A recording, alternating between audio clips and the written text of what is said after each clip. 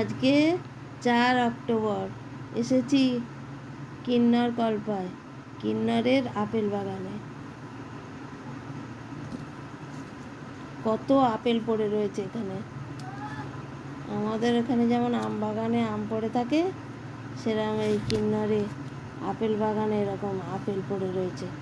গাছ থেকে পেকে নিচে সব পড়ে রয়েছে। লাল আপেল, গ্রিন আপেল, এই যে গ্রিন আপেল। গাছে পাকা, নাড়া পড়লেই টবাস করে নিচে পড়ে যাচ্ছে। কি সুন্দর দেখুন গ্রিন আপেল।